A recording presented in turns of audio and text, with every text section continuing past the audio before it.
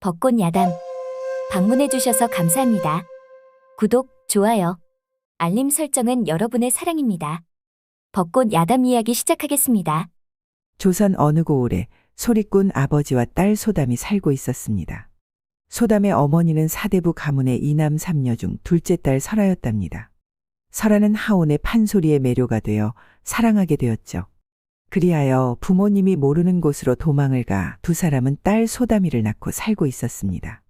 그러던 어느 날 설아의 아버지가 고용한 사람들이 집에 들이닥쳐 설아를 데리고 갔습니다.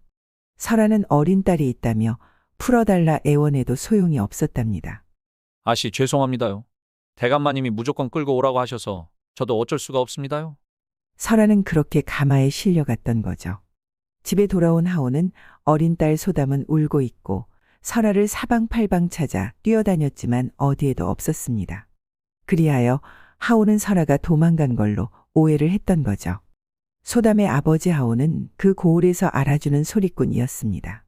하온의 판소리를 한번 들은 사람은 하온의 애절하고 구슬픈 목소리에 눈시울을 붉혔답니다. 소담은 그런 아버지를 따라다니며 아버지의 모든 판소리를 듣고 자랐습니다.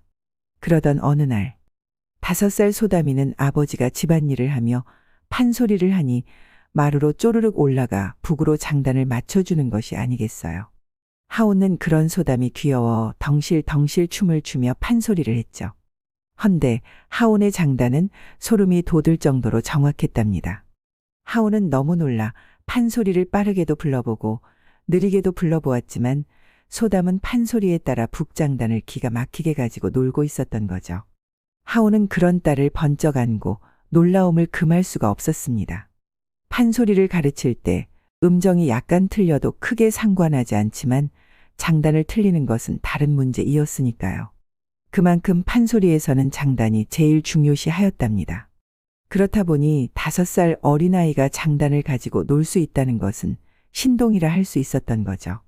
그리하여 하온은 소담을 데리고 다니며 마지막 판소리 또는 한 곡을 더 불러야 할 때는 소담이에게 북채를 잡게 해주었습니다. 어린아이가 북채를 잡는 순간 양반이든 평민이든 상관없이 웃으며 환호해 주었답니다. 하온은 소담과 함께 판소리를 할 때면 흥부전에서 박타는 부분을 불렀죠. 소담은 흥부전에서 박타는 부분에 흥이 나면 추임새를 넣어 흥을 돋우었습니다. 좋다. 얼씨구. 사람들은 작은 손으로 북을 치는 것도 귀여운데 추임새까지 넣고 장단까지 정확하게 넣으니 사람들은 근심 걱정 다 내려놓고 웃을 수 있었답니다. 소담이는 사람들이 웃고 박수치고 한쪽에서는 덩실덩실 춤을 추는데 무슨 이유로 그런지 잘은 모르지만 그냥 사람들이 웃고 있으니 마냥 좋았던 거죠. 소담이는 덩실덩실 어깨춤을 추며 사람들과 하나가 되어 행복하게 웃었습니다. 그렇게 세월이 흘러 소담이가 17살이 되었답니다. 어느 날 아버지가 기침을 하며 각혈을 하는 것이 아니겠어요. 그 이후로 아버지의 몸은 급격하게 나빠졌으며 결국 그의 소담의 아버지는 죽게 되었습니다. 소담은 아버지도 없는 곳에서 살고 싶지 않았으며 또한 전국을 다니며 신나게 판소리를 하고 싶은 생각도 들었답니다. 그리하여 소담이는 남장을 하고 다른 소리꾼들과 유람을 하며 한양까지 가게 되었죠.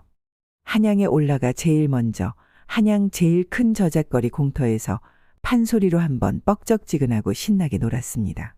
그러하니 사람들은 우르르 몰려왔으며 뒤에서는 앞에 소리꾼 얼굴조차도 보이지 않을 만큼 사람들이 몰린 거였답니다.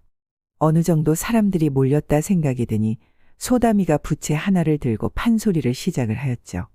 소담의 목소리는 천상의 목소리 같아 사람의 마음을 쥐락펴락하며 가지고 놀았답니다.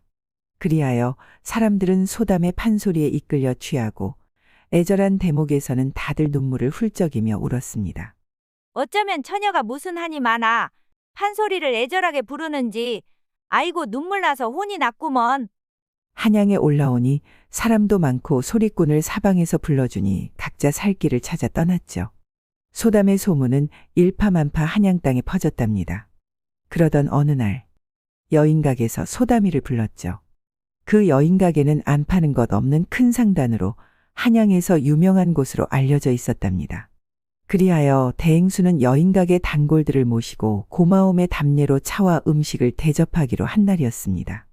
소담은 이런 곳은 처음이라 부채 하나를 들고 이리저리 구경을 하며 다녔답니다. 헌데 문이 살짝 열려져 있는 방이 있어 안을 보니 밖에 전시되어 있는 물건과는 달라 보여 호기심에 방 안으로 들어갔죠. 방에 있는 상품들은 더 고급진 것들이 많이 있었으며 소담의 눈이 휘둥그레졌고 여인의 한복과 머리장식, 꽃인 그리고 댕기 등등을 구경하기 바빴답니다. 그리하여 큰 거울 앞에 서고는 한복을 자신의 몸에 대어봤습니다. 그리고 머리장식은 머리카락에 꽂지 않고 정수리에 그냥 올려놓고는 한복을 입고 사랑하는 이를 만나기 위해 치장하는 여인의 모습을 판소리에 담아 창을 조용히 부르고 있었습니다. 춤도 살랑살랑, 손도 흔들어보고 엉덩이도 흔들어가며 혼자 삼매경에 빠져 있었답니다. 그런데 그때 한 사내가 그 방을 지나고 있었죠. 사내는 방 안에서 아름다운 여인의 목소리로 판소리가 들리니 문틈 사이로 보고 있었습니다. 판소리하는 사람이 남자로 알고 있었는데 여인이었구나. 사내는 여인이 남장을 해야 하는 사연이 있는 듯하여 모른 척 해주기로 했죠. 헌데 일하는 사람들이 오고 가니 혹시나 하여 문을 살짝 닫아주고는 문을 지키고 서서 방에서 들려오는 판소리를 듣고 있었답니다. 참으로 고운 목소리구나. 이렇게 고운 목소리로 판소리를 난생 처음 들어보지만 명창이로다. 사내는 여인의 얼굴이 궁금했습니다. 그리하여 대행수는 헛기침을 하고 방으로 들어갔죠. 소담은 헛기침에 놀라 후다닥 물건들을 제 자리에 놓고 시치미를 떼고 있었습니다. 헌데 정수리 위에 올려놓은 장식구는 깜빡 잊고 있었던 거죠. 여기서 무엇을 하였소? 소담은 목소리를 사내처럼 굵게 변성하고는 말을 하였답니다. 내 약혼자한테 줄 선물을 고르고 있었소. 아, 그랬구려. 사랑하는 여인한테 주려고요? 네, 그렇소. 소담은 빨리 나가야겠다고 생각을 하고는 고개를 숙여 인사를 하였는데 그만 장식구가 정수리에서 떨어지는 것이 아니겠어요. 소담은 너무 놀라 아무 말도 못하고 장식구를 제 자리에 놓았답니다. 훔치려고 한 것은 절대 아니요. 그런가? 그럼 왜? 머리에서 있었을까? 사내분께서. 여인들은 이런 것을 왜 하는지 궁금하여 그냥 머리 위에 올려놓아 본 것이요. 그럼 잠깐, 난 여기 대행수요. 오늘 판소리는 어떤 걸로 하실 건지 알아야겠소. 소담은 춘향가, 흥보가, 심청가 이렇게 세 곡을 말해주었습니다. 다른 것은 없소. 좀 전에 판소리를 하는 것 같았는데 그것 한번 들어봅시다. 소담은 대행수가 허우대는 멀쩡해가지고 깐깐한 구석이 있어 참 피곤한 사람이라 생각을 했습니다. 소담은 부모님이 보고 싶거나 슬플 때 또는 기쁠 때도 부르는 판소리였습니다. 듣는 사람의 기분에 따라 다르게 들리는 판소리였던 거죠. 대행수는 의자에 앉아 조용히 소담을 눈에 담으며 판소리를 들었답니다. 소담이 서 있는 곳은 밖에서 스며드는 빛이 무대를 만들어주는 것 같았습니다. 대행수는 소담의 판소리하는 모습을 보며 마음은 여러 번 심쿵하였던 거죠. 목소리의 심쿵, 소담의 얼굴의 심쿵, 소담이 자신을 바라보는 눈빛의 심쿵, 이렇게 대행수는 들뜬 마음으로 판소리를 다 듣고는 아무 말을 못하고 있었죠. 소담은 아무 말도 없이 넋놓고 자신을 바라만 보는 대행수를 보니 참 뻘쭘했답니다. 대행수 이명환을 아는 사람들은 이명환을 냉혈한으로 알고 있었습니다. 그도 그럴 것이 대행수의 웃는 얼굴을 본 사람이 없었으며 그 누구도 대행수가 여인한테 따뜻하게 대하는 모습을 본 적도 없었으니까요. 대행수의 아버지는 호판 이선준 대감이었지만 어머니는 천민이었습니다. 대행수는 머리는 총명하였으나 서자로 태어난 이상 과거 시험을 볼 수가 없었으며 서자라는 이유로 다른 양반자제들한테 무시를 당하는 것은 무지기수로 많았죠. 그렇다 보니 대행수는 이런 비참한 현실을 자신 세대에서 마무리하고 싶었답니다. 그리하여 자연스럽게 여인을 멀리하게 되었고 다가오는 여인들도 귀찮아 피해 다녔죠. 헌데 이런 자신의 마음에 훅 들어온 소담이 신기하고 당혹스럽기만 했습니다. 그리하여 소담을 곁에 두고 자신의 이런 마음을 알아보고 싶어졌던 거죠. 내가 제안 하나 하겠소. 무엇이요? 의식주를 다 제공을 할 터이니 여인각에서 일하면 어떠하겠소? 소담은 속으로는 웬 떡이냐 싶었지만 한편으로 무슨 꿍꿍이가 있는 듯하여 의심이 들었죠. 허나 한양 하늘 아래 자신이 지낼 곳은 없었기에 승낙을 하고 말았습니다. 또한 소담은 돌아가신 아버지가 입버릇처럼 말씀하신 것도 한양에서 이루고 싶었답니다. 우리 딸 소담이 명창이 되어야 하는데 이 시골 구석에서는 너의 판소리를 알릴 수 없으니 우리 한양에 가자꾸나. 아버지는 돌아가셨지만 하늘나라에 계신 아버지한테 자신이 명창이 된 모습을 보여주고 싶었던 거죠. 한편 여인각의 정원에는 많은 사람들이 모여 있었습니다.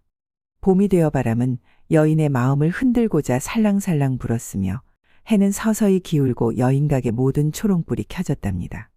사람들은 명창의 소리를 듣고자 그리고 대행수의 멋있는 얼굴을 보고자 오기도 했죠. 시작한다는 징소리와 함께 소담이가 산의 한복을 입고 부채 하나를 들고 많은 사람들 앞에 섰습니다. 소담의 준비한 판소리는 시작이 되었고 모든 사람들은 소담의 판소리에 넋을 놓고 쳐다보고 있었답니다. 그곳의 여인들은 소담에게 매료가 되어 촉촉한 눈빛으로 소담을 바라보고 있었죠. 소담은 이 무대가 기회라 생각이 되어 아버지를 생각하며 청량한 목소리로 모든 이의 심장에 자신의 목소리를 새겨 넣었답니다. 대행수는 그런 소담을 보며 자신이 소담을 사랑하는 이유를 찾는 것이 의미 없는 지심을 알게 되었습니다. 소담이의 그 자체가 사랑스러움이었으니까요.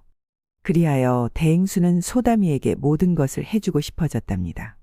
먼저 소담의 방을 최대한 여인의 방이 아닌 것처럼 어찌 보면 여인의 방처럼 꾸며주었습니다. 또한 대행수가 어디를 가나 소담을 옆에 끼고 다녔죠. 대행수는 최대한 자신의 연모하는 감정을 숨기고 남동생처럼 대해주었답니다. 그렇다 보니 소담이도 대행수를 형님으로 따르며 자신도 모르는 사이 대행수에 대한 연모하는 마음이 조금씩 싹트기 시작을 했던 거죠. 그리하여 소담은 여인각에서 생활을 하며 매일 저녁 대행수한테 판소리를 들려주고 새로 만든 창이 있다면 제일 먼저 대행수한테 달려가 들려주곤 했답니다. 그 두 사람은 그렇게 서로를 바라보고 의지하며 행복한 시간을 보냈습니다. 그런데 어느 날 궐에서 명창들이 모이는 자리에 소담이도 참석하라는 서찰을 받게 되었던 거죠. 소담은 아버지가 원하셨던 명창으로 인정받을 수 있는 기회가 온 듯하여 기뻤지만 한편으로 마음 한구석에서는 불길한 예감도 들었답니다. 하지만 자신의 실력이 어느 정도인지 확인하고 인정받는 자리이니 자신이 너무 예민하게 생각하는 것 같았습니다. 헌데 대행수의 마음은 달랐던 거죠.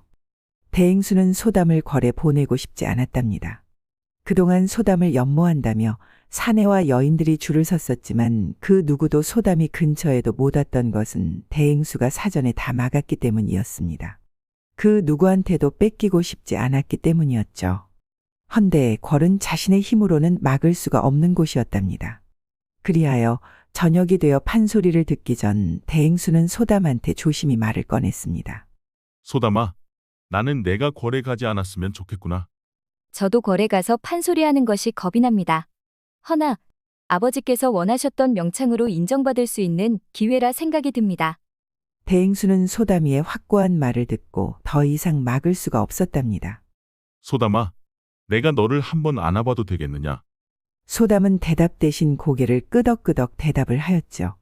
대행수는 소담을 소중하게 가슴에 안고는 자신을 떠날 것 같은 불길한 예감에 몸이 떨려왔습니다. 소담아, 내가 여인임을 언제까지 말을 하지 않을 것이냐? 소담은 대행수의 품에서 나와 놀란 얼굴로 쳐다보았답니다. 이 녀석아, 대행수인 내가 그런 눈치도 없겠느냐? 죄송합니다. 제가 여인의 몸으로 명창의 꿈을 이룰 수 없다는 것을 알기에 숨겼습니다. 알고 있다. 그렇기에 나도 모른 척했던 것이다. 헌데 내가 궐에 들어간다고 하니 내 마음이 왜 이런지 모르겠구나. 소담은 대행수의 눈을 바라보며 손을 올려 대행수의 얼굴을 어루만졌죠. 대행수는 그런 소담을 애틋한 눈으로 바라보며 소담의 손을 잡고 자신의 방으로 데리고 갔습니다. 둘은 서로를 원한 만큼 뜨거운 시간을 보냈으며 대행수는 소담이 자신 곁을 떠날 것 같은 두려운 마음이 밀려왔죠. 그렇게 두 사람은 애틋하고 애절한 밤을 보냈답니다. 그 다음 날 대행수는 소담이 걱정이 되어 소담을 데리고 궐에 같이 갔습니다. 경복궁의 근정전 앞들에 가니 전국에서 내놓으라 하는 명창들이 모두 모여 있었죠. 소담은 모인 사람들을 보니 너무 유명한 명창들이 보였기에 기가 팍 죽었답니다. 대행수는 그런 소담을 보고는 말하였습니다. 소담아, 너의 목소리는 누구하고도 비교할 수 없는 목소리이니라. 그러하니 다른 사람과 너를 비교하지 말거라. 지금까지 나한테 들려주었던 것처럼 너만의 판소리를 하면 된단다. 소담은 그렇게 말해주는 대행수를 보며 지난 함께했던 모든 것을 회상하니 무서울 것이 없어졌죠. 네, 그러지요. 제 판소리를 하겠습니다. 그렇게 말하는 소담을 보며 대행수는 얼굴은 웃고 있었지만 시간이 지날수록 초조해졌답니다. 그때 행사를 주관하는 사람이 나와 말을 하였습니다. 오늘은 필히 전하께서 참석을 하시니 다들 최선을 다해 불러야 할 것이다. 서서히 왕이 걸어 나와 왕의 자리에 앉으니 곧바로 명창의 대회는 시작이 되었죠. 대행수는 왕이 참석한다는 말에 놀라지 않을 수가 없었답니다. 처음부터 왕이 참석한 것은 이번이 처음이었으니까요. 대행수는 너무 잘 알고 있었습니다. 왕이 소담의 판소리를 듣는 순간 매혹되어 옆에 둘 거라는 것을요. 그리하여 대행수는 소담의 팔목을 잡고 무작정 끌고 나왔답니다. 허나 소담은 갑작스러운 대행수의 행동에 화가 났던 거죠. 대행수? 왜 이러는 겁니까? 팔목이 아프옵니다. 소담아, 그냥 집에 가자구나. 아니, 무턱대고 집에 가자니요? 저는 그럴 수 없습니다. 이런 기회가 언제 오겠습니까? 그때 다음은 소담이요. 앞으로 나오시오. 소담은 자신의 이름이 호명이 되니 자신의 손목을 잡고 있는 대행수의 손에서 슬그머니 손을 빼고는 무대 앞으로 나갔답니다. 소담과 대행수의 모습을 흥미롭게 지켜보던 사람이 있었으니 바로 왕이었던 거죠. 왕은 앞으로 걸어 나오는 소담을 유심히 보고 있었습니다. 소담의 판소리는 시작이 되었고 대행수의 눈에서는 눈물이 흐르고 있었답니다. 이제는 다시 보지 못할 것 같은 불길한 예감이 들었기 때문이었죠. 대행수의 생각은 틀리지 않았습니다. 왕은 수많은 명창들의 소리를 들었지만 따분하게 느껴지고 있었던 거죠. 헌데 첫 소절 시작하는 동시에 왕은 몸을 새로 고쳐 안고는 소담의 목소리에 매혹되었고 왕의 얼굴에는 미소가 번졌습니다.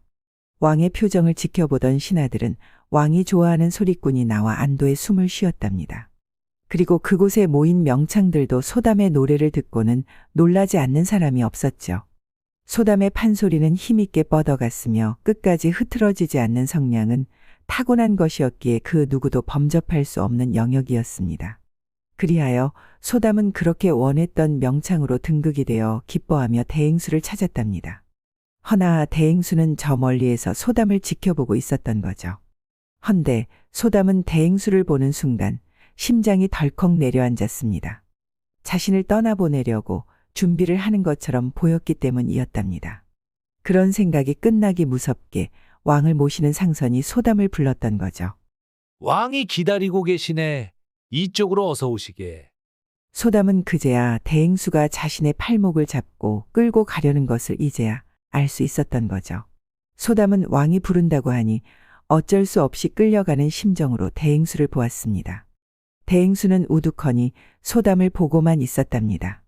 한편 왕은 소담의 판소리를 듣고 나서는 흥분이 가라앉지 않았던 거죠.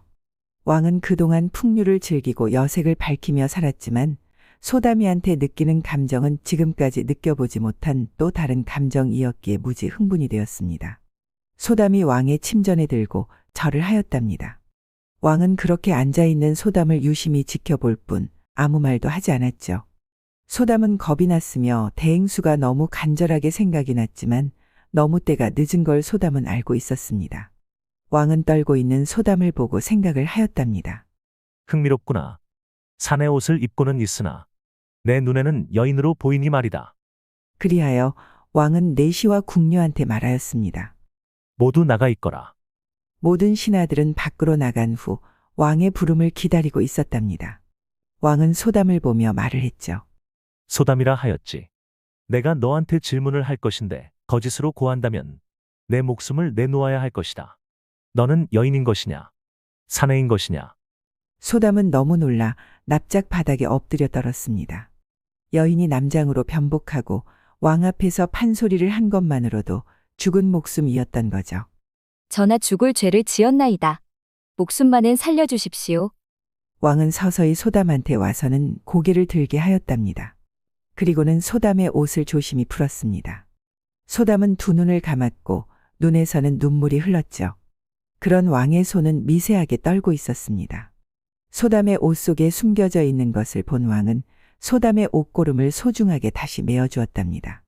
그리하여 왕은 궁녀들을 불러 소담을 씻기고 여인의 옷을 입혀 데리고 오라 하였죠. 소담은 하늘이 무너지는 것 같았으며 대행수의 손을 뺀 자신이 원망스러웠습니다. 왕은 소담을 기다리며 소담의 판소리를 듣는 순간 자신의 심장에 화살이 박힌 것처럼 아파왔을 때를 회상하였답니다. 왕은 소담이만 눈에 보였고 저 멀리서 소담을 애틋하게 보고 있는 대행수가 신경이 무척 쓰였던 거죠. 그리하여 왕은 소담을 대행수한테 절대 보내지 않겠다는 다짐을 하였습니다. 그때 왕의 침전방이 열리고 소담이 고운 한복을 입고 사뿐사뿐 걸어오는 것이 아니겠어요.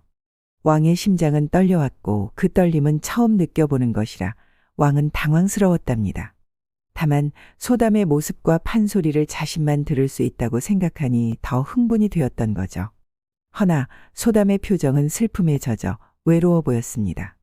왕은 그런 소담을 보며 대행수를 그리워하고 있다고 생각이 드니 질투심이 몰려와 화가 났답니다. 허나 소담한테는 절대 화를 낼 수가 없었죠. 자신의 품에 안는 것도 아까운 여인이라 생각을 했으니까요. 왕은 소담한테 말을 하였습니다. 소담아, 이제 궐에서 편하게 지내거라. 그리고 내 옆에서 너의 판소리를 마음껏 부르거라.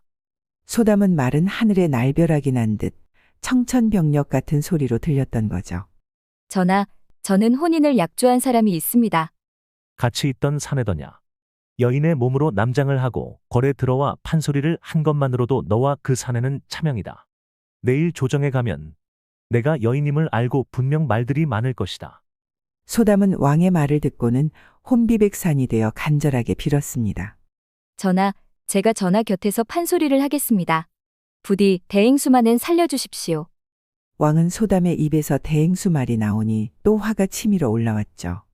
허나 소담이 자신 곁에 있어 준다는 것만으로도 좋았답니다. 다음 날 조정에서는 모든 대신들은 소리꾼이 남장을 한 여인이었다며 노발대발하고 있었습니다. 왕이 자리에 앉으니 좌상이 큰 소리로 말을 하였죠. 전하, 이런 회개망측한 일이 어디 있겠습니까? 남장한 여인이 궐까지 들어와 사내의 영역인 판소리를 할 수 있다는 말입니까? 왕은 듣고만 있었답니다.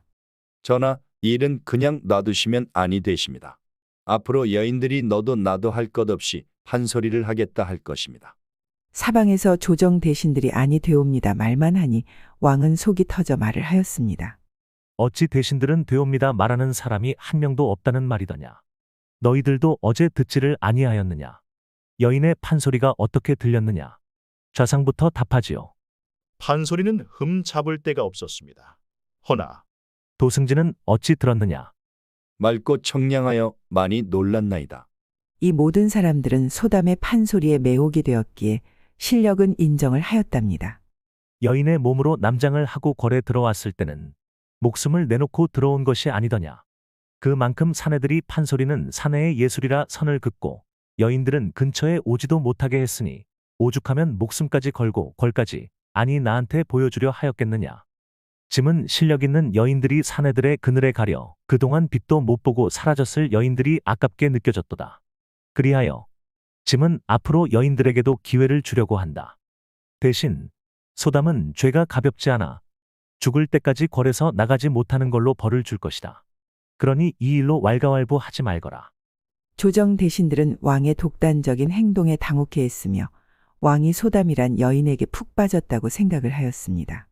한편 대행수는 궐에서 여인각에 온 이후 한 발자국도 여인각에서 나가지 않았으며 사람들도 만나지 않았답니다.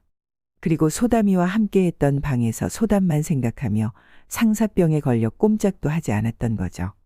그러던 어느 날 대행수의 아버지 호판이 대행수를 불렀습니다. 대행수는 그동안 자신을 찾지도 않던 호판 대감이 자신을 찾는다고 하니 의아했죠. 대감마님 찾으셨습니까? 그래, 앉거라. 얼굴이 많이 상한 듯하구나. 소담이란 여인 일이 궁금할 것 같아 말해주려 한다. 대행수는 소담의 얘기가 나오니 눈이 번쩍 귀가 번쩍 띄었답니다. 호파는 그래도 서자지만 아들이었기에 힘들어하는 아들이 안 돼 보였던 거죠. 쯧쯧쯧, 어찌하여 내 마음까지 준 것이냐? 왕이 여인임을 알았으며 죽을 때까지 궐에서 못 나가는 것으로 벌을 대신하여 목숨만은 살려주신다고 했으니 너 또한 그렇게 알고 마음 추스려라. 아니 됩니다. 소담 없이 저는 살 수 없습니다. 어찌하면 좋습니까? 호파는 대행수가 자신의 앞에서 우는 것을 처음 보았답니다. 어릴 때도 그렇게 혼이 나면서도 독하게 참던 아이였는데 이렇게 무너져 있는 아들을 보니 호판도 마음이 아팠습니다. 소담이라는 여인이 살아있는 것만으로 다행하게 생각하거라. 조정대신들이 차명까지 생각하고 있었는데 왕이 막았느니라. 100년에 한 명 나올까 말까 하는 목소리를 가졌기 때문이다. 대행수는 알고 있었습니다. 그렇기에 아무 말도 못하고 소담이 살아있음을 감사하게 생각하려 했지만 그 마음에 쉬이 없어질 마음은 아니었던 거죠. 한편 왕은 소담이 자신만을 사랑할 수 있게 만들고자 수많은 노력을 하였답니다. 정원에 소담이 좋아하는 꽃을 심고는 꽃들이 수북하게 피어날 때 소담의 손을 잡고 정원으로 데리고 갔죠. 그리고 소담의 판소리를 들으며 왕은 간절한 마음이 소담의 마음에 닿기를 바라며 사랑하는 눈빛으로 보았답니다. 그렇게 1년이라는 세월이 흘렀지만 소담의 마음을 얻지 못하였습니다. 소담은 자신의 방에 들어와 대행수를 생각하며 매일 밤 울었죠. 그리고 왕은 매일 밤 소담이 울고 있는 방 앞에 서서 한참을 가슴 애태우다 돌아갔답니다. 그리하여 소담은 하루하루 잘 먹지도 못하고 시름시름 몸이 쇠약해졌습니다. 그러던 어느 날 소담은 다른 날과 같이 왕과 함께 정원에서 판소리를 부르고 있었답니다. 헌데 소담이가 갑자기 판소리를 멈추더니 그만 그 자리에 쓰러져 기절하고 말았습니다. 왕은 너무 놀라 손수 소담을 안고 달렸죠. 주변에 있는 내시와 궁녀할 것 없이 왕이 안절부절 못하는 모습을 처음 보았기에 당황스러웠답니다. 왕은 울며 소리쳤습니다. 어이를 들게 하라. 어서. 왕은 어이가 진맥을 본 후 무슨 말이라도 빨리 듣고 싶어 재촉하였습니다. 전하, 송구하옵니다. 향수병에 걸린 듯합니다. 향수병이라 하였느냐. 그럼 어찌 해야 한다는 말이더냐. 전하, 향수병은 따로 약이 없습니다. 고향에 가야만 나을 수 있는 병입니다. 만약 꼴에 계속 있다면 어찌 되는 것이냐. 전하, 송구하옵니다. 만약 꼴에 계속 있다면 올해를 넘길 수는 없을 것 같습니다. 그것이 무슨 말이더냐. 어이와 의녀 모두가 방에서 나가고 왕은 소담이의 손을 잡고 울었습니다. 왕은 자신의 말이 시가 되어 소담이가 궐에서 벌을 받고 있었다고 생각하니 미칠 것만 같았답니다. 왕은 밤새 소담이의 옆을 지키며 자신한테 물어보았죠. 너는 소담이가 진정 궐에서 죽기를 바라는 것이냐. 아니, 소담이가 죽는 것은 원하지 않는다. 다만 나를 사랑해 주길 원하는 것뿐이다. 그럼 소담이가 너를 사랑하느냐. 아니, 너는 이미 답을 알고 있다. 왕은 자신이 어찌해야 할지를 알고는 있지만 소담이의 어여쁜 얼굴을 못 보고 살 자신이 없어 그동안 모른 척하고 살았던 거죠. 허나 지금은 달랐습니다. 자신의 앞에서 쓰러지는 소담을 보았을 때는 자신을 원망하고 또 원망했답니다.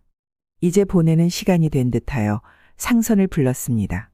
상선, 이 일은 너와 나만 알게 해야 할 것이다. 소담을 누구도 모르게 여인각 대행수한테 보내거라. 그리고 소담이 죽은 것으로 알리거라. 그리하여 소담은 가마에 실려 궐 밖으로 나가 여인각으로 보내졌죠. 여인각에 도착한 상선은 대행수를 찾았습니다. 상선이 대행수의 얼굴을 보니 소담이의 얼굴과 같이 꼬리말이 아니었답니다. 소담은 그동안 향수병으로 힘들어 하였다네. 그리고 소담은 이제 죽은 사람이요. 무슨 말인지 알거라 생각하오? 그리고는 가마의 문을 열어 보여주니 소담의 몸은 죽은 사람처럼 축 처져 있었습니다. 대행수는 자신의 품으로 다시 돌아온 소담을 소중하게 안고는 눈물을 흘리며 자신의 방으로 들어갔답니다. 그리고는 소담을 품에 안고는 밤새 보고 또 보고 소담이가 자신의 품에 안겨 있는 것이 꿈만 같았던 거죠. 시간이 얼마나 지났을까? 소담은 자신을 안아주는 품이 그동안 그리워했던 품 같아 눈을 살며시 떠보았죠. 헌데 눈앞에 자신이 그리워했던 대행수가 보이는 것이 아니겠어요. 소담은 자신이 죽어 천국에 왔다고 생각을 하였답니다. 천국에 와서 당신의 얼굴을 볼 수 있어 행복합니다. 그동안 너무 그리웠습니다. 그리고는 활짝 핀 해바라기처럼 웃는 것이 아니겠어요. 대행수는 그런 소담을 보니 살 것 같았습니다. 대행수도 활짝 웃으며 말을 하였답니다. 소담을 다시 내 품에 안으니 여기가 천국이구려.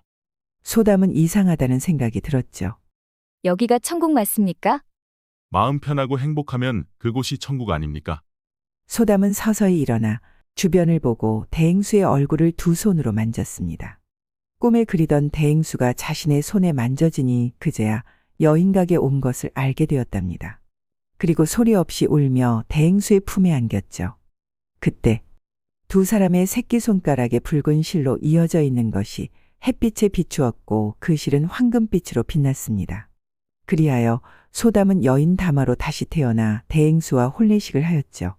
그리고 대행수는 여인각에서 다마를 위한 판소리 무대를 한 달에 한 번 열어주었답니다. 그러던 어느 날 다마는 여인각의 고객 앞에서 사랑가를 청량한 목소리로 부르고 있었답니다. 헌데 사랑가가 끝나갈 쯤 먼 곳에서 자신을 바라보는 사내를 보게 되었죠. 그 사내는 눈물을 훔치며 뒤돌아가고 있었습니다. 다마는 그 사내의 뒷모습을 본 순간 누구인지 알 수 있었답니다. 전화가 왔었구나.